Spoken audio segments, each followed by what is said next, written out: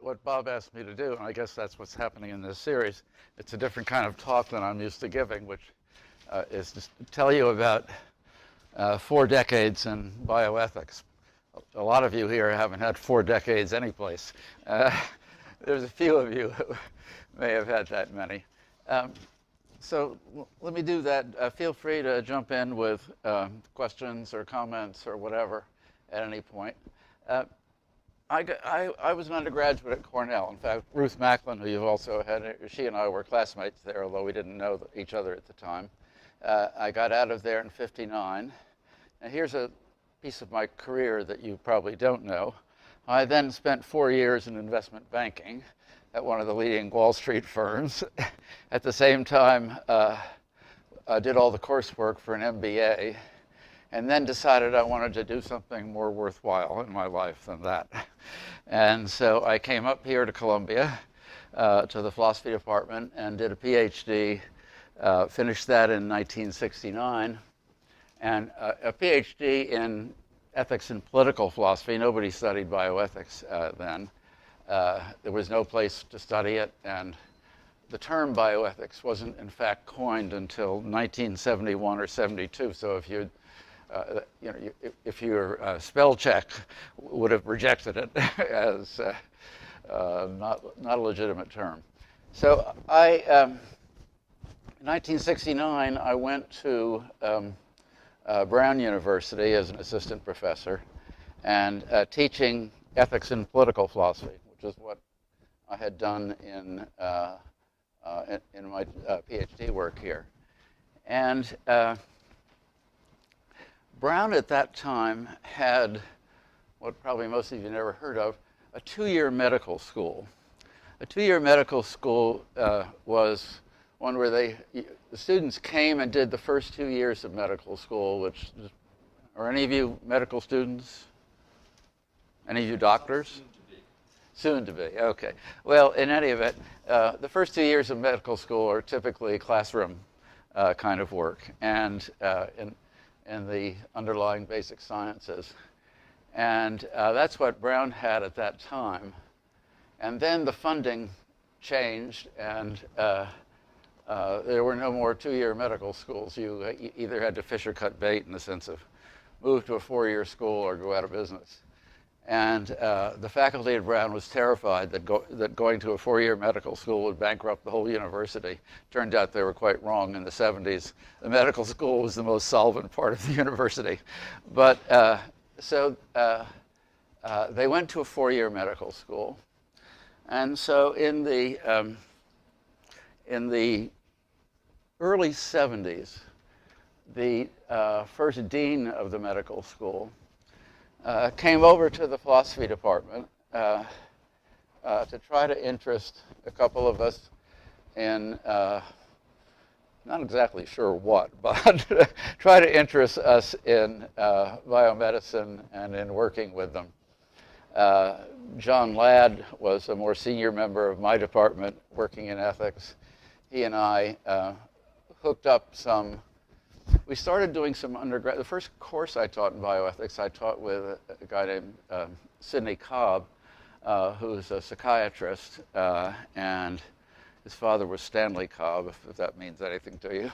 But and he and I taught a course together for undergraduates on ethics in the field of mental health.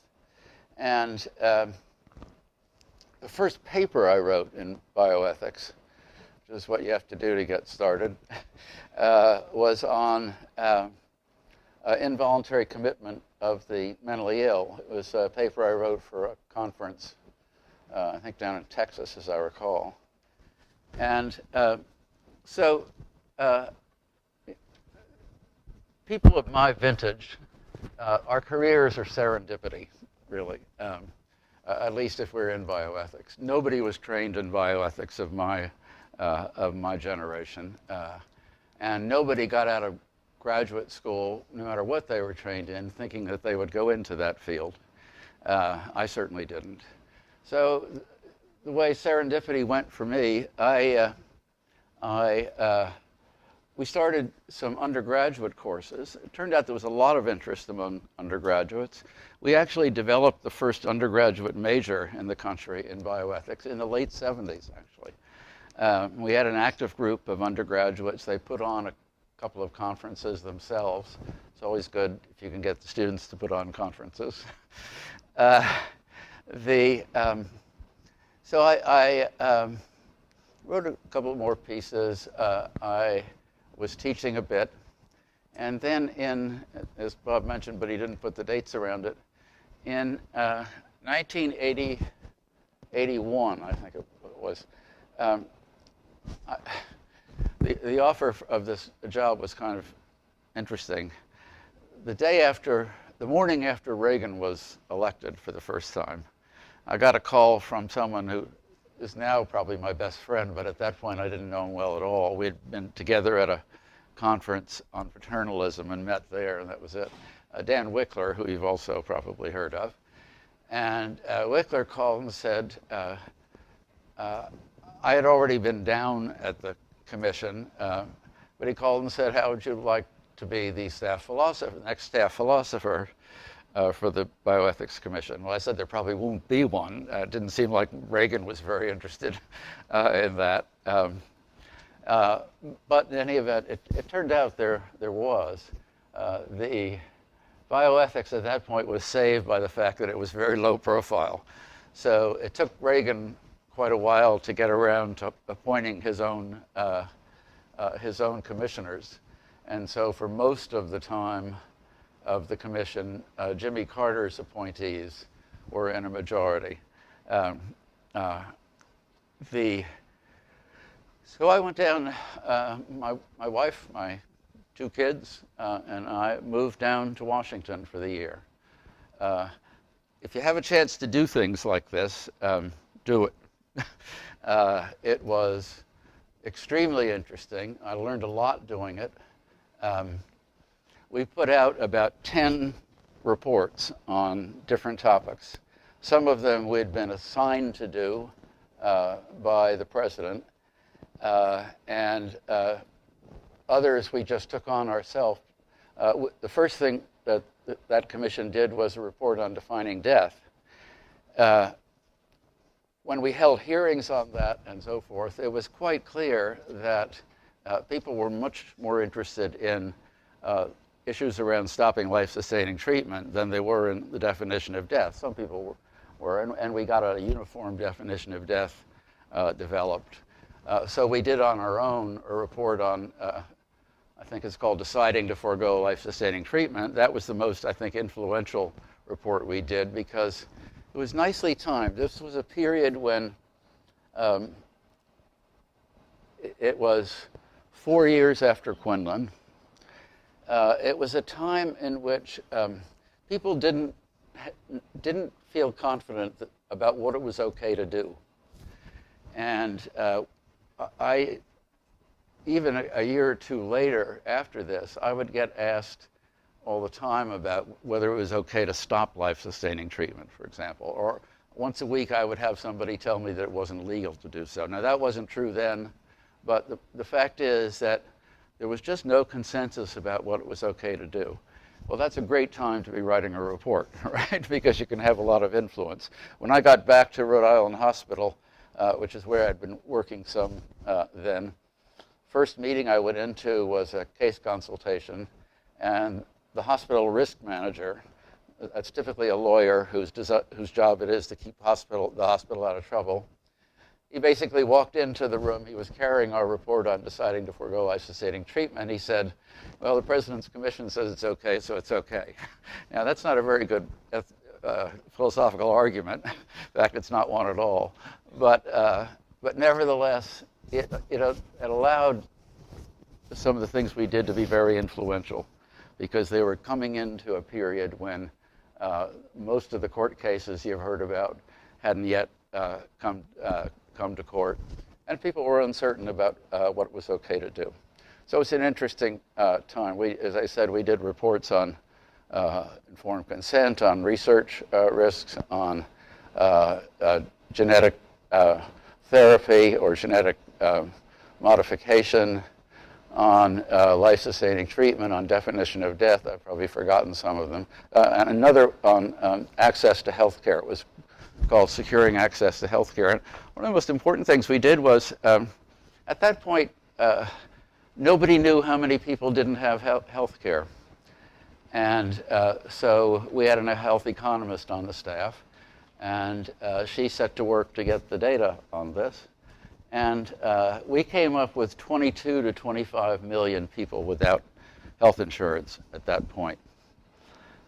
When we published that, everybody said, that can't be right. You must have forgotten to count Medicare. You must have forgotten to count Medicaid. But it was right. And needless to say, you know, it's still way above that. But nevertheless, it put the problem on the map to some extent. That was the only report we had a dissent from one of the commissioners about, because he was basically a conservative libertarian and didn't think it was the government's job to get health care or health care insurance to people. The way the commission was structured, there were commissioners who were political appointees, and then there was a staff of about a dozen. Alex Capron was the chair of the the executive director, and then there was a couple lawyers, a health economist, health sociologist, a philosopher. When I got there, I was told you've got to have cards printed up, because in Washington, everybody has a business card. So philosophers, academics in general didn't have them in those days, and certainly philosophers didn't. So I went with the model that we used for these, and it had the presidential seal on it. It was very fancy looking, and it had the name of the commission, which was a very, you actually didn't do the complete name of the commission, but it was very long, and then underneath it had my name and staff philosopher. The guy who printed them up thought it was a joke card when he gave them to me. But so that was a very satisfying experience. As I say, I learned a lot, and one other feature of it, for a lot of academics, they're not used to doing collaborative work. In medicine, of course, collaborative work is almost always the norm. You see articles with 40 authors listed. In philosophy, that wasn't the norm at all. Most of my colleagues at Brown had never co-authored with another colleague, but here everything we did was jointly done. None of it came under our own names, but different of us would do different parts. And I found I enjoyed that kind of collaborative work, and I've actually done collaborative work with some of the people who were on the staff at that time. So if you have a chance to do something like that, take it. It simply is very gratifying. One of the things I've always liked about bioethics, as I mentioned to you, I went to graduate school wanting to do something that felt to me more worthwhile than investment banking. This was the time, at that point, that was the time of the civil rights movement, the Vietnam War, et cetera. And being able to do something more than just teaching it in the classroom has been a way of satisfying that desire, at least for me. We were actually influencing practice in ways that we thought were good for patients and people, and that was gratifying. So I left, came back to Providence, which is where I was living then, had a grant from the Rhode Island Commission for the Humanities, and the other half of which was paid by the medical school in about 1983 to be a philosopher in residence at Rhode Island Hospital. It was a pretty nice grant because there was no product that I was supposed to come up with. All I was to do was to hang around wherever it seemed interesting in the hospital. And this is also something you should take if it gets offered to you, but you don't need me to tell you that. Go wherever it seemed interesting. That included things like the ICU, the ER, and so forth. And I had, there were two residents there at the time. Some of you may know the names. Bob Arnold and Lachlan Farrow were both residents there in the best residency program that Brown had at that time. I don't know whether it still is. It was in general internal medicine. And they had gone to the head of their residency program and said they wanted to have some ethics teaching in it. The head of it was Steve Wortman, who's now, I think, at the AAMC or something. And he said, fine, find somebody to teach it. So they looked around and they came across from the medical school to the undergraduate campus and found me. And that was the first teaching in a medical context that I did. It was teaching residents, which is a very good time to teach because residents now have responsibility for patients. But in any event, and these were smart people. But when I had this grant to be philosopher in residence, then they sort of paved my way. I remember going with, one of the things I decided I should definitely do is to stay up all night so people wouldn't tell me, you know what it's like to stay up all night and make decisions. So I did and went around with Lachlan. And we went into one patient, excuse me, and Lachlan introduced me as a I don't know whether he said philosopher or professor from Brown. And the patient said, well, what are you going to do for me? Straighten out your arguments? I don't know. But what that experience did was to give me at least some experience with and flavor of a clinical setting. Obviously, the experience in Washington didn't have that at all. And my normal work for the philosophy department obviously didn't have that at all. And I think it's important to, at that point in time especially, you had to earn your credibility with medical people. They weren't too interested, unless you showed them why they should be, in listening to non-physicians at that point. It was not common to have people like me, or frankly anyone identified as a bioethicist, teaching in medical schools at that time. Brown just started some shortly after that, but they were fairly early. When I went to Harvard in 2004, there were no required courses for medical students. That's 20 years later, which is somewhat of a disgrace, I thought, but in any event, I'll come back to that. But so I started working for the medical school and was in charge of teaching for medical students. And we did that teaching mostly in the third year, in the clerkships, which was very nice because that was the point in time in which the medical students were out of the classroom and were actually being exposed to patients. And so we often taught off actual patients that the medical students had been seeing, and we usually did the teaching combining the medical students with the particular residency team that they were attached to at the time, which gave a little more experience to the group, and it worked quite well. Teaching in medical schools, you take what time they'll give you. It's hard to get time. Time is probably more important than, or more scarce than parking places, and that's scarce, right? If you ever take an academic job, make sure you negotiate a parking place. I was in a meeting with the provost, number 2 person at Harvard, about a couple of weeks ago, and I said I parked with someone else who was there, and he said, "You mean you have assigned parking?" as if he didn't, which I do actually. But so I taught for about a quarter time for the rest of the 80s in the medical school, and then I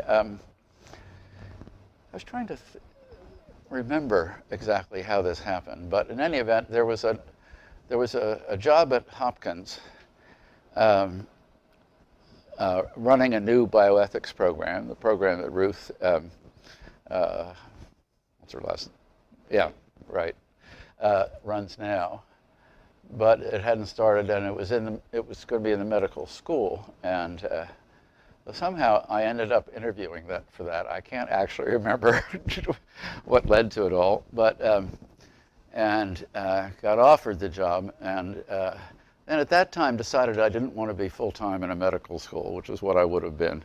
At Hopkins, too, as you probably don't know, the medical school and the undergraduate and graduate campus are quite a ways apart from each other. It's a 20-minute drive. Excuse me. It's a 20-minute drive from one to the other. So while the philosophy department would have been happy to have me, I realized that I wouldn't have any time to be there. But that did, at that point, I went to half-time with the medical school and half-time still with the philosophy department. And you want to attend to, I didn't try to interview for another job until about 12 years after that. But if you find you're making too little money, getting outside offers is one way to increase it. So that's another thing you should learn if you don't already know it. That's when you have some bargaining position. Then in 1993, just after Clinton was elected, he started his health reform effort. And this was in many ways even more interesting than the work on the President's Commission. It was a huge operation. There were about 500 people involved in the putting together the proposal, so-called, it used to be called Hillary's, but it was as much his as Hillary's, and it was as much Ira Magaziners as either of them. But, and the group was broken down into different working groups. And by this time, ethics was more on the map. They had an ethics working group. 15 years before that, nobody would have ever thought of doing anything like that. And you guys will all benefit from the fact that bioethics has earned a place in efforts like this that 20 years ago it didn't have, and 30 years ago it certainly didn't. In any case, they had an ethics working group, and I was asked to be on that. There were about 24 people on it. It had to be diverse in every respect that you can think of. Training people had, ethnic groups, racial groups, gender, etc. So it was quite diverse. It was interesting because bioethics up till then was pretty much focused on clinical issues. Informed consent, life-sustaining treatment, surrogate decision-making. And most of the people that were picked for this ethics working group, frankly, weren't terribly qualified to do it because they had been working on these clinical issues, and that wasn't what this effort was about. This effort was trying to think about restructuring the healthcare system. So for some people, Zeke Emanuel was on that group. He certainly was up to speed on these things. Norm Daniels was on that group.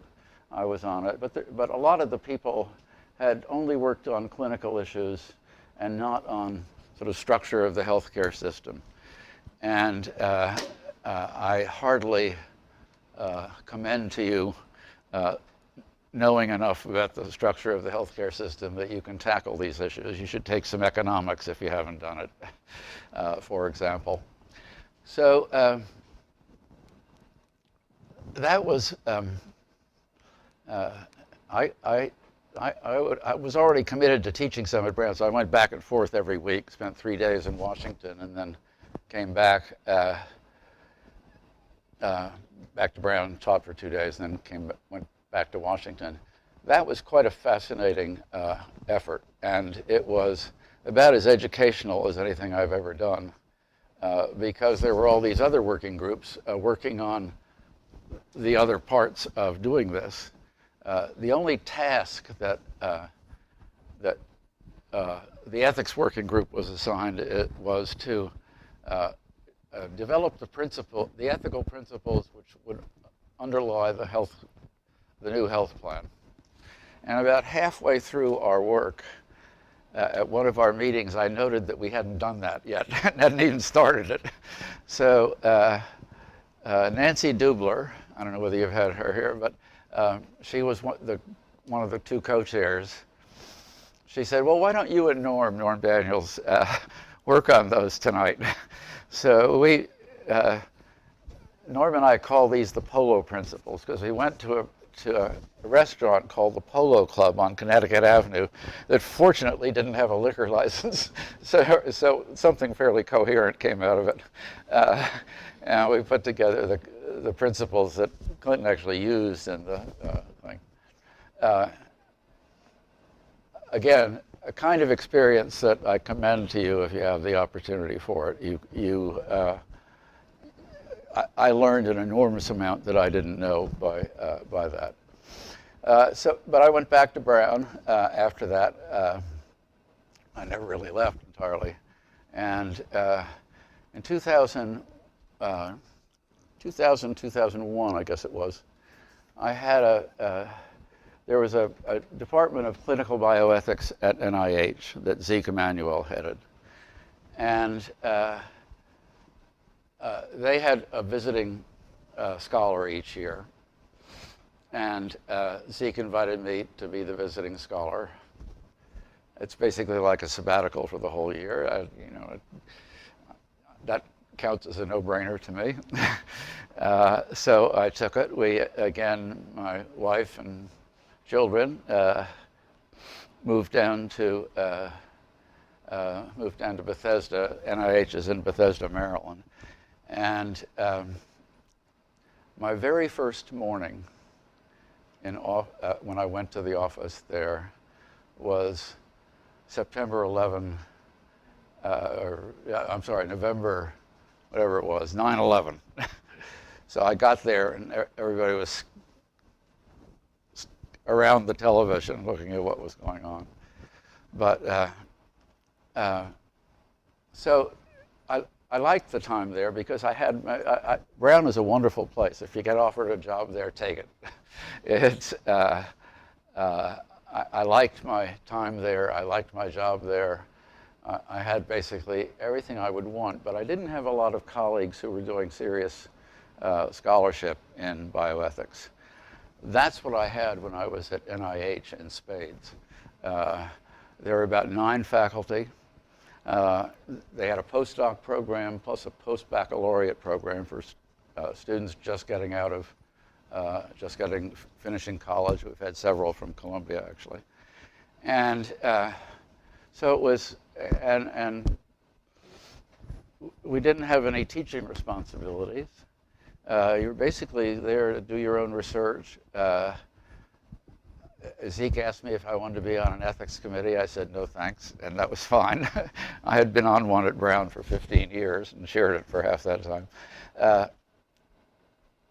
And then in the spring, you'll see why I remember this, Zeke asked me to come into his office, and he said, I want to hire you. I think I could give you anything you want, which was a very good start to negotiations.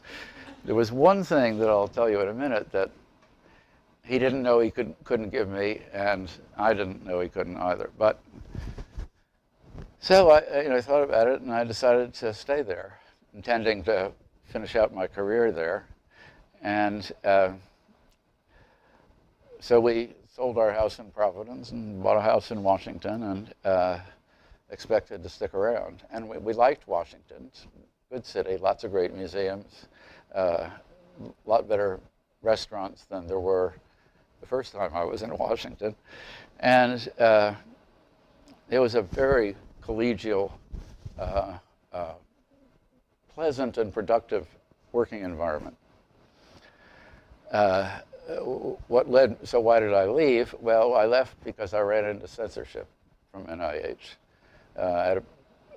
Every article that comes out of the National Institutes of Health has to be screened. And they're typically screened by the particular institute in question. So say at the National Cancer Institute, they get screened by some committee within the NCI, and likewise. They didn't quite know what to do with ethics. They thought, well, maybe it's policy, and then we have to really look at it. So we submitted our stuff to, we were located in the hospital center, and we sent it in for clearance in the head of the hospital center, and then it went into one of the senior people in NIH. And it had always been a pro forma thing. We used to send it in for clearance. At the same time, we sent it in for publication because we'd never had an issue until I came along. And Tim Quill, who was one of the plaintiffs in one of the two assisted suicide cases, in fact, the one from New York that went to the Supreme Court.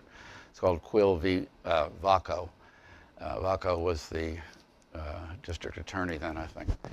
But Tim Quill and I had written a paper, I think in JAMA or New England Journal, I forget which, on end-of-life options, probably 8 or 9 years before this.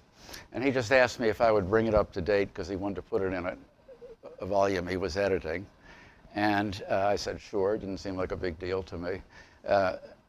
Not a lot of work, which I did. And then, so I sent it back to Tim when I was finished, and I sent it in for clearance. And about a little less than a week later, I got a call from Mike Gottesman, who's in charge of all intramural research at NIH. That's all the research that takes place in the institutes, not the stuff they fund here and elsewhere. And he said, hold up submitting it. I need to talk with somebody else and some other people in Building 1. So who do you think's in Building 1, right? Zerhouni and other people like that, the senior administration of NIH. And it dragged on. I kept after him. And then about probably 6 weeks, finally he got back to me and he said, okay, I've talked with Lana Skirbel, who is the Associate Director for Public Policy, and Raynard Kington, who was the #2 person at NIH then. And we want you to make some changes. Here are the changes we want you to make. So the first was they wanted me to change the title. No big deal. They didn't want physician-assisted suicide in the title. This was the time at which Ashcroft was suing the state of Oregon under the drug treatment laws. And then the second thing they said was, we want you to change the conclusion, which was a bit more of an issue. And he said, I think your arguments are terrific, as if they had no relationship to the conclusion. But so I wasn't about to do that, and it became a big deal. Went up to Zerhouni, who was the head of NIH then, and it wasn't getting solved. And so some friends at Harvard, you know them, who were on the search committee for a position there that I said I wasn't interested in, because at that point I thought I would stay in Washington, said we'd like to reconsider. They knew all the crap I was going through at NIH at that time. Would you like to reconsider? And I said, yeah, I think maybe I would. And then there was an opening at a new chair in bioethics at the Hopkins School of Public Health. And I ended up getting, I was going back. I ended up getting offered both of them in any event, and ended up at Harvard, in part because there was going to be actually I accepted the Hopkins job on a Thursday. Both of them were, attractive jobs. And then Dennis Thompson, who runs some programs at Harvard, called me on a Sunday and said, try to get me to accept the Harvard job. I said, well, you're too late. I already turned it down. I accepted Hopkins. And he said, oh, you'd be great to head the ethics and health program. I said, what ethics and health program? Hadn't been even mentioned in the search, because there was just a memo proposing it from 3 faculty. And I said, well, if I was to, so he said, well, why don't you reconsider? I said, well, I'm not going to reconsider. I'd have to have a commitment. A memo is worth roughly what 3 pieces of paper are worth, which are blank. And so I need to get a commitment from the provost or the president that they would support this, which I got from Steve Hyman, who was the provost then. We talked 2 days later. And then I drew the everlasting enmity of the dean of the School of Public Health at Hopkins for withdrawing my acceptance. It was only about 5 days in there, but in any event, not something I'd ever done before. And so I've been at Harvard since. And let me tie it up with what I think is happening in bioethics. As I said, much of it early on was clinical stuff.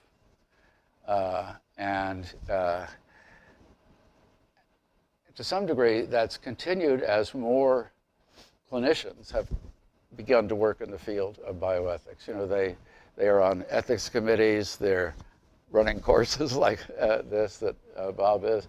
And so it stayed clinical. Then with the recognition of how badly we were covering patients with health insurance, and with the Clinton effort in the early 90s, a lot more attention to issues in the structure of the healthcare system.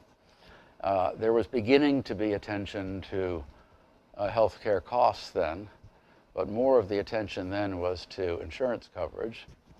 And then, of course, the problems got worse over the intervening almost 2 decades. And then when there was a discussion of, I guess you can be in favor of it and still call it Obamacare now, I guess. So when Obamacare came along, there was a lot of attention now given to the structure of the healthcare system, and in particular, how to fill.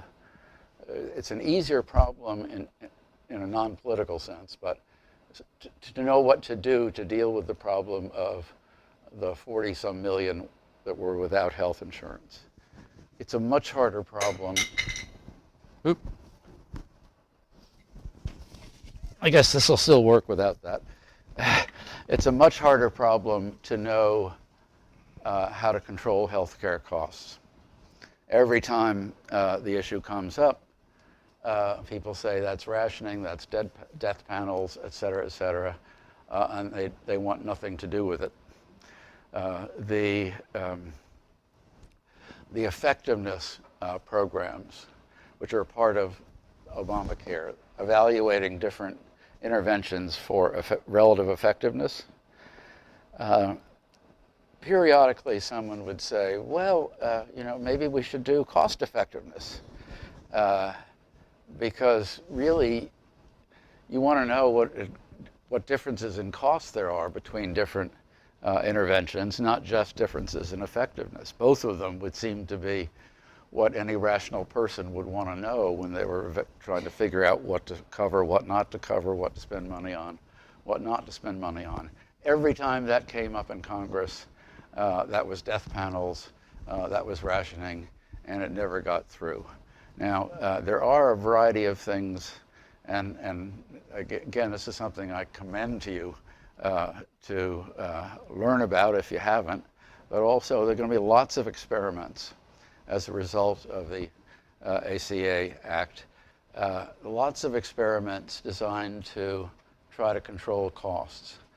Most of them will be pilot programs to see how well they work, see whether they can survive political criticism, and so forth. But there are going to be lots of things going on that'll be very interesting in the healthcare system.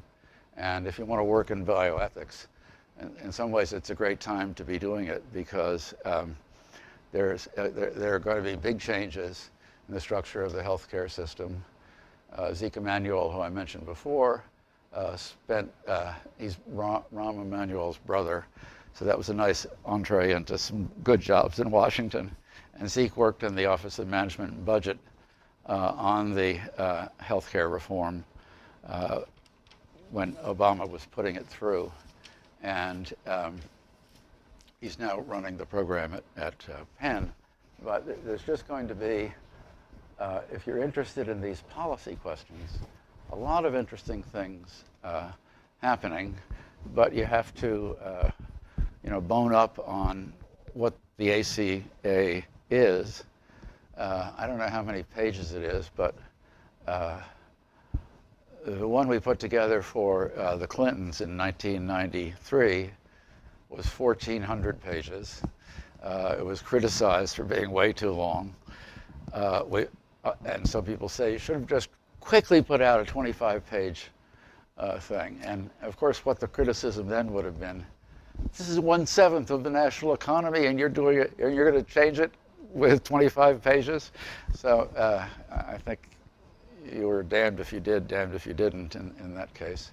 But the ACA is very complicated with a lot of interesting, almost all of the ideas for controlling healthcare costs that health economists and others had are in there. And so it'll be very interesting to see how they play out. They won't, none of them start basically yet. There's most around 2014 and some of them later than that. But it'll be a very interesting time because this is a problem that is true throughout the world. I've been doing a lot of my work recent years in global health, working with WHO and others. And but this problem of skyrocketing healthcare costs, our problem is worse than anybody else's. We spend twice as much per capita on healthcare as the British do, and their health statistics are a little bit better than ours. So there's something wrong there. But so this is a worldwide problem, but it's very pressing here. And so it'll be interesting to see what works, what doesn't work when we try to control costs. The only other thing I'd like to say, and then open it up to discussion, is there's lots of interesting work being done in global health these days. And if you have inclinations in that direction, I would urge you to pursue them. Jeff Sachs is here at Columbia, who does a lot of that. My department chair at Harvard is Paul Farmer, who some of you have probably heard of. Our department was renamed Global Health and Social Medicine a few years ago. There is increasing attention to issues of global health. We spend $8,000 per capita on healthcare in this country. There are countries in Africa that spend around $20 per capita on healthcare. So you can see the difference in the nature of the cost problem. There's a lot of work coming. We've worked some, a group of us at Harvard have worked some with the World Health Organization. Dan Wickler was one of my colleagues there, was the first, I think probably the only, but the first staff philosopher there. He was there for 2 years, about 10 years ago. And we've worked a lot with people doing cost effectiveness work at WHO and in some of the countries. We worked, Wickler and I and a couple other people worked with the Ministry of Health in Thailand, which is a middle-income country. They spend a little over $100 per person on health. And they wanted to cover renal dialysis in their healthcare program. It was covered in the 2 private insurance plans in the country. Well, they couldn't afford to do so. Renal dialysis, unlike other life-sustaining treatments, it's not like, you get the person on the respirator, they're not going to spend the rest of their life there. They're going to be off it in hopefully a couple of weeks. With renal dialysis, you're on it for the rest of your life. And so it's more expensive than a lot of other life-sustaining interventions. They wanted to cover it for all the patients in need. They could only afford to cover it for half the patients in need. So we had this fascinating work with them over 2 or 3 years. of how to decide who to cover it for. When you couldn't cover it, they figured they could cover it for about half the number of patients who needed it. So it was, and needless to say, it's a sensitive issue. So, but there are other examples like that coming up all the time. The World Health Organization, you know about the 3x5 program, which is a program at WHO, which is designed to get 3 million people who are HIV positive on antiretrovirals by 2005. Well, they didn't come close to succeeding, but when they set up the program, they estimated there were 6 million patients who were in need of that care, and 3 million was the goal. All right, what does that tell you? That tells you better do some prioritizing as to who you were going to try to get on it. And they had some interesting meetings that I was in some of them at WHO, trying to think about, WHO doesn't do these programs. What they do is try to be a resource by recommending to countries how to deal with issues like this. So one of the examples was, if you wanted to set up the program to be cost effective, to get as many people as possible, given the resources that were available in the countries, on antiretrovirals, what would you do? You would simply ignore people in rural areas. You would only treat people in urban areas. Why? Because they were denser and so cheaper, and you already had more health facilities in urban areas. So the question was it fair to simply exclude the rural patients, or did they deserve some fair chance at getting what they need?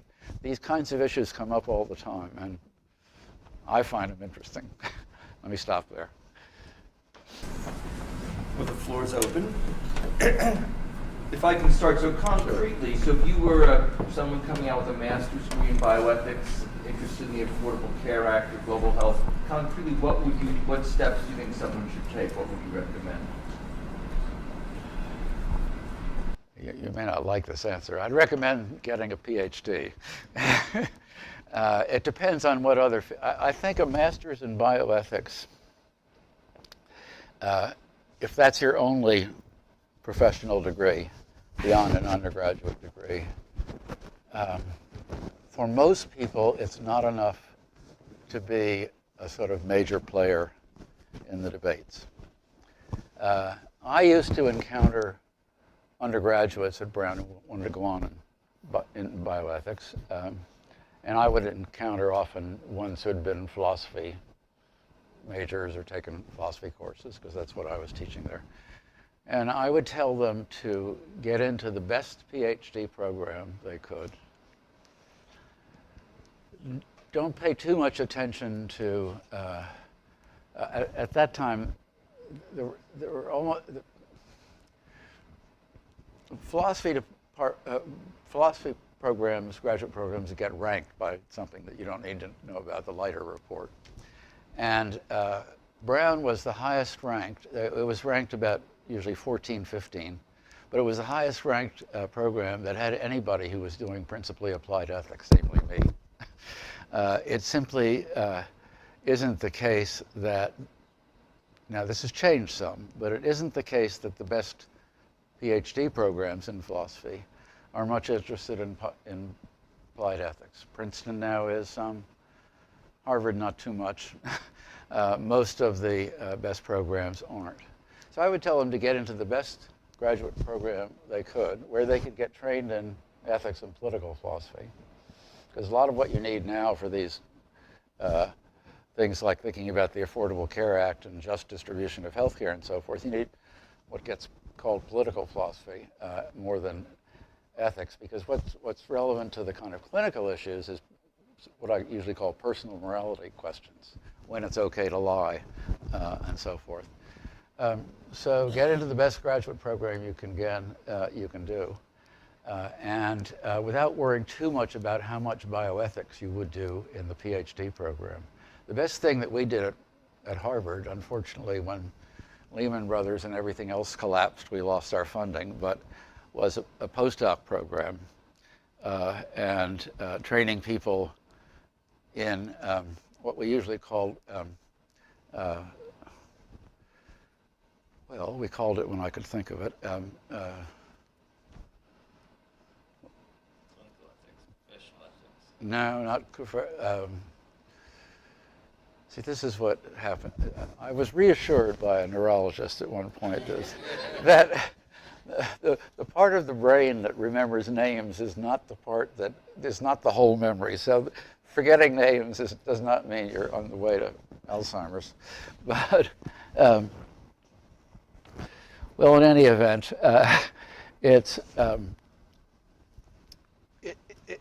we use the metaphor of a bird's eye view of health, of countries and health issues. There are certain things you can see from a 35,000 foot level about health in a country or across countries that you don't see at the clinical level. You see much better the way social determinants affect health and health inequalities. You see how resources have been prioritized. You see a whole bunch of things that an individual clinician tends not to see when he's dealing patient by patient. And if I could only remember the name of this, the program that we set up was looking at these issues that you see at that level. So they were issues around the social determinants of health and how they create social and health inequalities. There are issues about prioritization of resources. Obviously, those are much more important globally than they are in this country because everyone else spends so much less than we do. You see things like the way environmental issues affect health. Most of you are probably relatively affluent. And so you don't have to live where environmental problems are a real problem. Others who are less affluent often can't get away from those. So environmental risks are distributed quite unequally and have big impacts on health, and so forth and so on. There are issues about what health concerns should be the government's responsibility or the state's responsibility, and what should be the individual's responsibility. So there's a lot of attention about individual behavior and the way that affects health.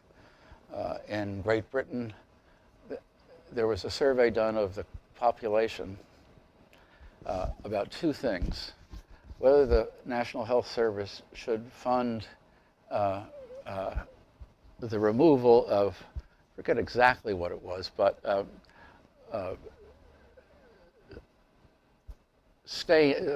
purple stains that you're born with, and the removal of tattoos. And the public attitude was yes to the former, no to the latter.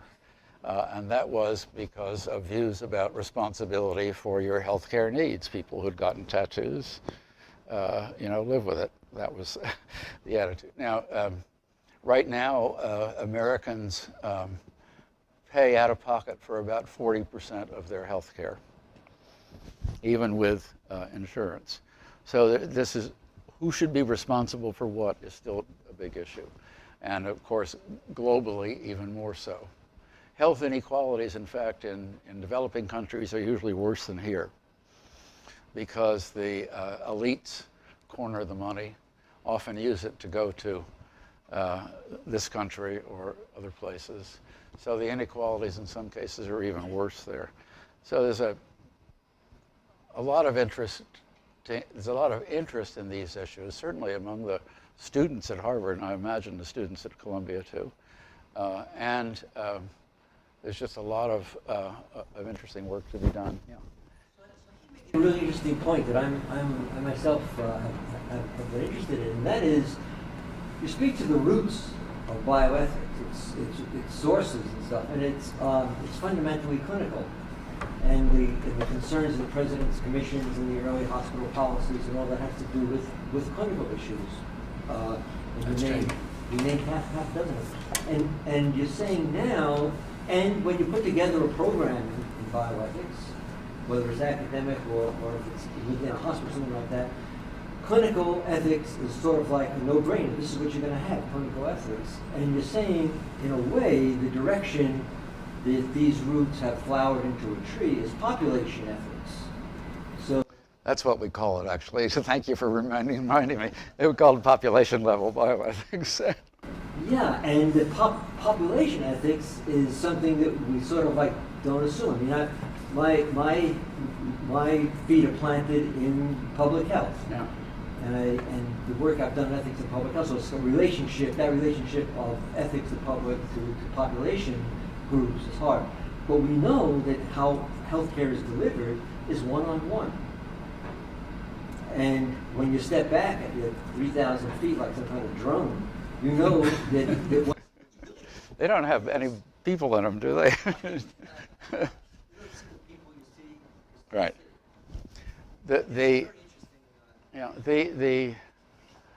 When I went to Harvard, I was in charge of two programs.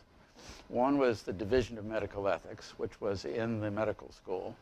My appointment was and is in the medical school. The Division of Medical Ethics was in the medical school. We were responsible. We now have required teaching for all medical students.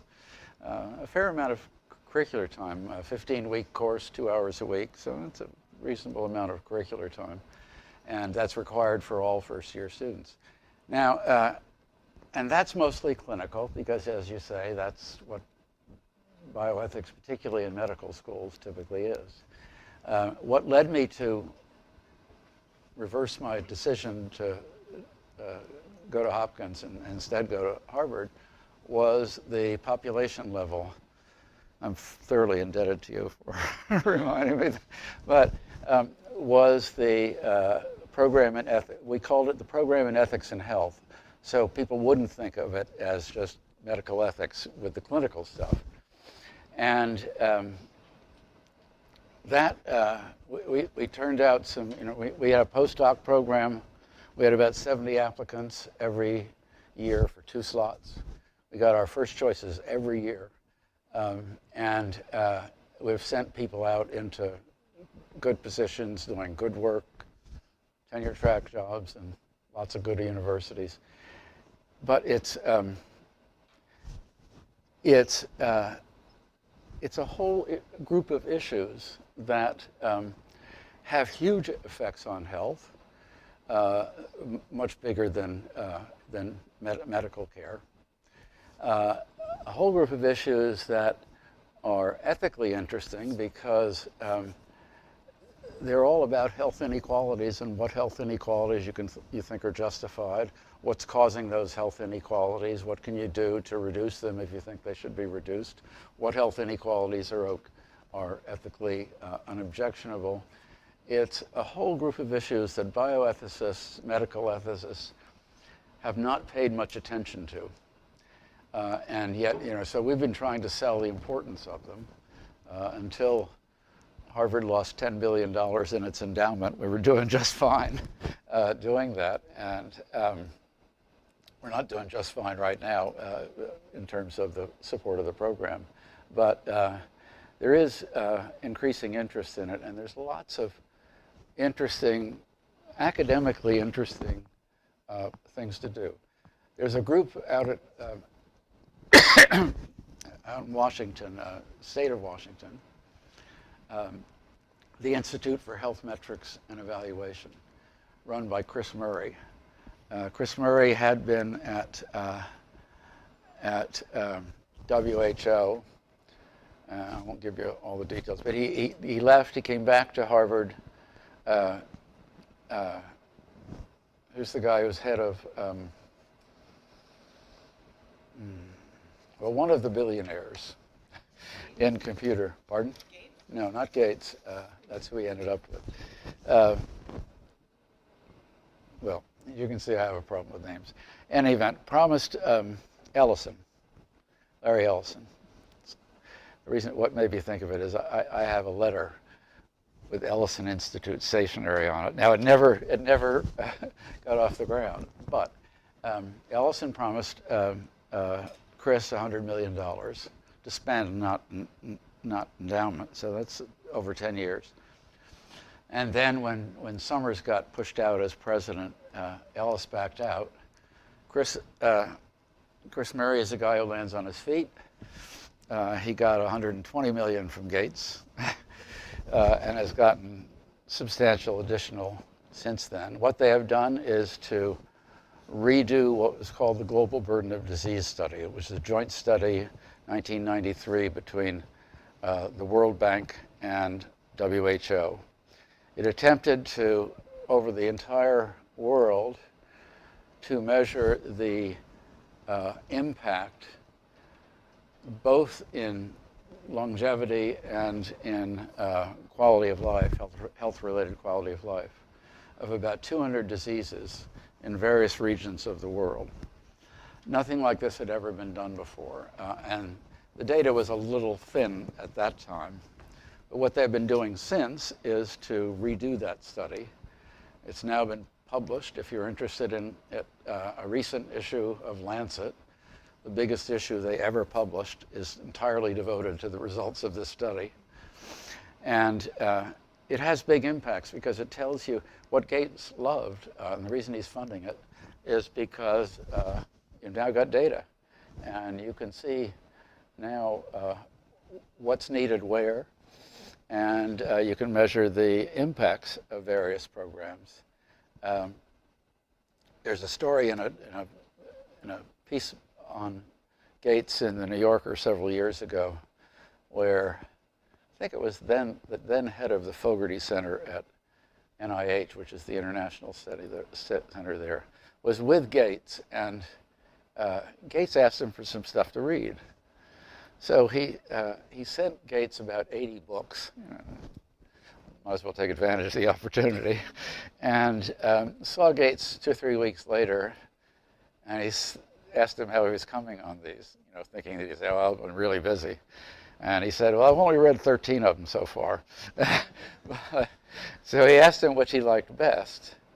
And what he liked best was the 1993 Global Burden of Disease study, which at that point it was out in book form.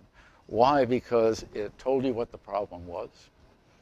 It told you, for example, it put the treatment of depression worldwide much higher in priorities than it had been before, because a lot of the evaluation of health effects had been mortality studies. That's not the main impact of depression. And so it changed the perception of the world on relative health needs and health priorities. And that's what Gates loved, and started giving money away. So Chris has a big institute, and if you're interested in some of the epidemiological work and so forth, there are places like this where you can spend time and do fascinating work. Get out there and do it. Any other? Yes. I would like to ask a question, some clarification of one of the things that you said about, Sure. You should go get your PhD as opposed to getting a master's. And I just wanted to... In addition to getting... Well, I just wanted you to clarify a little bit more about what you meant by if you want to be a big player in how having a PhD as opposed to having a master's, how that will help you. If, for example, I work for the IRB, and I'm interested in getting a master's, and I just wanted to know why I should go get a PhD After the master's. Well, sensitive issue given the context. A lot of people that take masters, I don't know the details here, but I know the details at some other places. I know the details at Penn because I happen to know a fair amount about that, and I imagine it's similar here. A lot of the people who do masters, and to their credit, they get interested because they're on an IRB like you are, or they're on an ethics committee. Every hospital now has an ethics committee. When I first started in this area, no hospital had an ethics committee, literally. Every hospital has an ethics committee, and ethics issues in healthcare settings like hospitals, they're dealt with more explicitly than they used to be. To some degree, there may be more issues, but I doubt that actually. So, I don't know what a survey of the students here would show, but I imagine a lot of them are similar to you, who they're on IRBs, they've gotten interested through their practice. One of my colleagues, Bob Trug, got interested in these issues, knew he didn't know anything about ethics. He'd never written a paper as an undergraduate at UCLA. And just a real pre-med guy. And he wrote a paper and he went searching around for a co-author so he could get it published. But then he did study more. I think if you want to try to operate, I consider myself to be exceedingly fortunate because I've had a vastly more interesting career than I had any reason to expect when I went into graduate school in philosophy. I mean, it really is. Several of my colleagues and I have talked about this, and we've been lucky. But if you want to do some of the things that I've been talking about that I've found so interesting,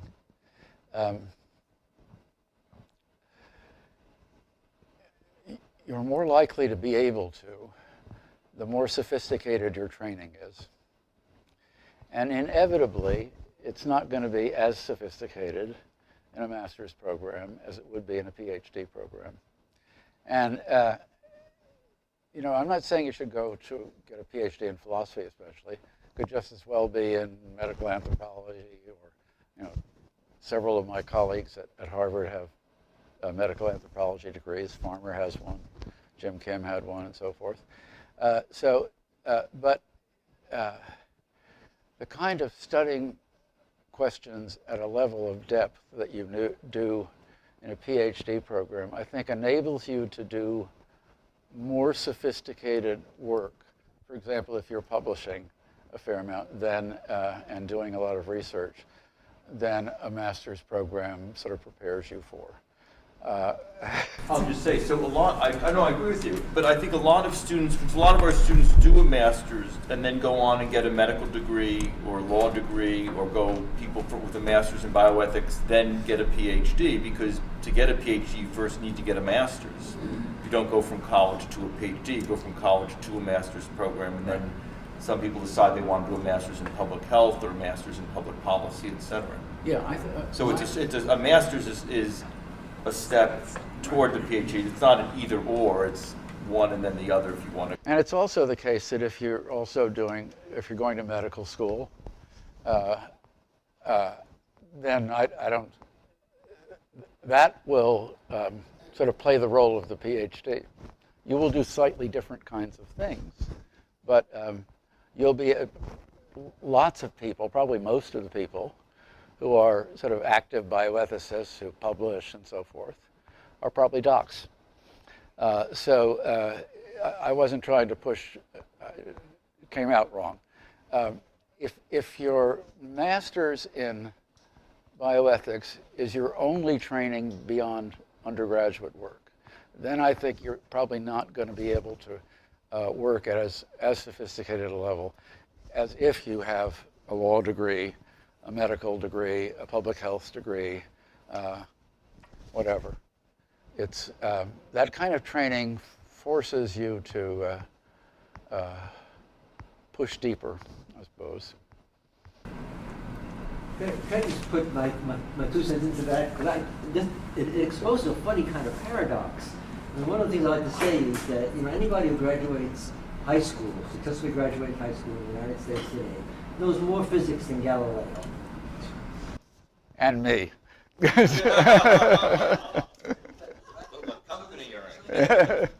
there's a funny kind of paradox for that, because people who graduate in high school aren't going to go on and get cited by the Jesuits for disturbing the universe and all the rest of that, because the times have changed a lot.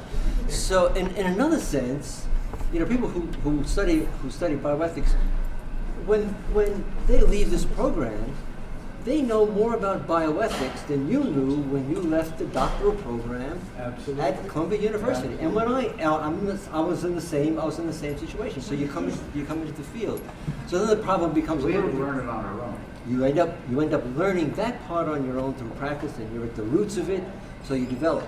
So you pointed out a really interesting issue here that has to do with the new edge in bioethics, in which these folks are not being trained, and that's population ethics, and somehow or another they're going to have to get into that if they're going to do their work right.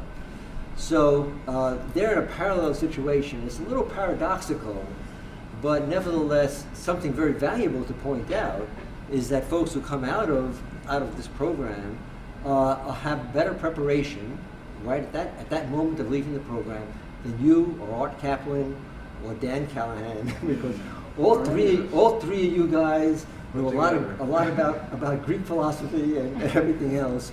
But so far as the nitty-gritty of bioethics, you learn that in practice, and I think there's you got a little head start on this. Absolutely. That said, you need also to go beyond that, just as we all went beyond it. One other thing that's good if you want a career in bioethics is if your name is Dan. Because there are actually quite a few Dans. There's Dan Wickler, Dan Callahan, Norman Daniels, Dan Brock, Dan Hausman, and I could go on, but Very. Professor Brock, it's a privilege to you speak, so thank you for the whole history. So my 2 cents into this. I'm a psychologist, I have a PhD in clinical psych, and then got interested into the back door early in the game as well. Ironically, at Brown, just before you got here. And then came here and got a I got there in 1969 when the new curriculum started. I think actually what we're talking about here is not so much knowledge and training, but power and access. I think Say it that's again. what we're talking about power and access. So in the academic world, clearly the doctoral level degree or the professional degree allows for access. It doesn't mean that people are smarter or better prepared or have smarter ideas, but that's the politics and structure of the academic world. And so when there's opportunities to influence at a high level, you need to have the credential of the academic world. That's not to say that as opportunities emerge, that you can't apply a master's in other ways, but there will in reality be the limit of access and power that comes with a master's in any profession.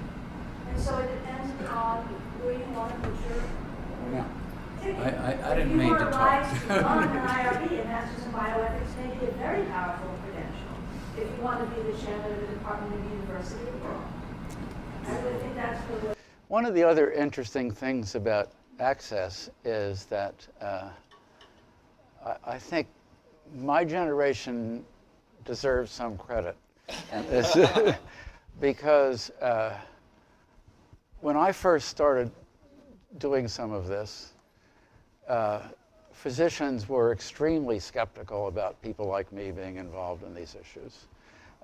And we really had to work hard to earn credibility. That was why I think it was very important for me to have that philosopher in residence in the hospital experience where I spent half of a year full-time in a clinical setting. So it's now you guys are expected, right? I mean, IRBs were just beginning when I came into this field. As I mentioned before, ethics committees didn't exist at all, anyplace. So it was peculiar to have non-clinicians around in these settings. And so I think you're right, a lot of it is access, but I think the access is a lot easier nowadays because a lot of physicians now come to recognize that other people may have some contributions to make to some of the concerns they have. In some ways, may help them and make their job easier. So the access is partly just power and credentials, but it's also a recognition that this is an interdisciplinary field, and you can get different contributions from different kinds of people. You know, you wouldn't go to, I always tell people when legal issues come up when I'm teaching, you'd be an idiot to take legal advice from a philosopher. but the lawyers who work in these areas have a lot to contribute. And obviously the physicians do, but and so forth. So unfortunately, we're out of time, but please join me in thanking Professor Brown.